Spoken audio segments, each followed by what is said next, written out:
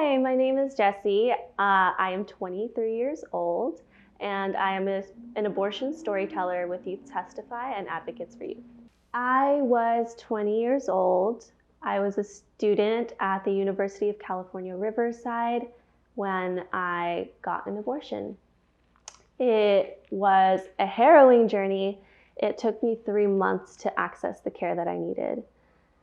So essentially what happened was I started to feel sick around early that quarter, and I went to my student health center. Didn't think I could be pregnant. I had been on birth control for about a year. And lo and behold, I ended up being pregnant. And in that moment, when the doctor came back in and told me, I just immediately broke down in that small gray waiting area. And I knew in that moment that I did not want to go through with this pregnancy, and I needed to advance my life, and I couldn't do that with a pregnancy. So I decided I wanted to get an abortion.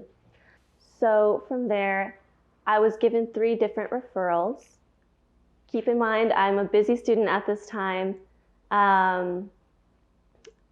juggling classes, juggling work, leading a student organization on my campus.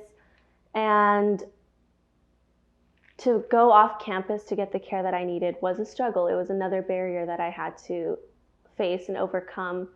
Another huge barrier is just my identity as a brown woman, a child of immigrants, not knowing how to navigate healthcare systems or knowing how to navigate insurance policies and what that even meant or entailed.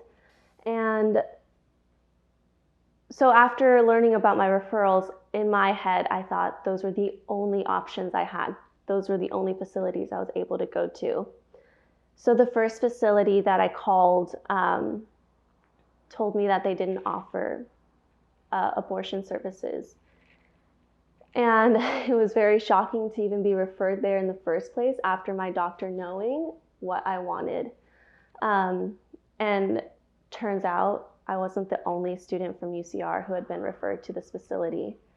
The second facility that I tried to schedule an appointment with, they said that they could take me and we could schedule an appointment, but it was a month and a half after the fact. And a week before that appointment, they call me and tell me that they can't process my insurance, claiming that I wasn't on the UC student health insurance plan, and that if I wanted to get an abortion, I had to go back to my hometown without my car and get the care that I needed there and get re-diagnosed with my pregnancy. And I felt lost. Like I had no idea what to do after that. I didn't trust the third option. I felt like no one was there to help me and I had to do this on my own, and essentially I did. And it was probably one of the most difficult experiences that I've ever gone through. That's not to say that I'm not glad it happened, because it has put me to where I'm at now. Eventually I got my abortion, and eventually I got the care that I needed.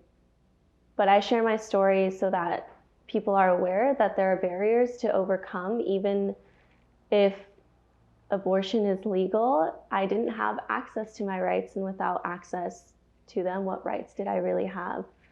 To people who are policymakers, I've been fighting for access for quite a while now, and to get vetoed and to get, things thrown in my face saying that access to abortion isn't a necessity when it's already legal, you are telling me that my experience and what I went through is okay. And it's absolutely not okay for us to go, and it is absolutely not okay for us to have to wait to get access to care.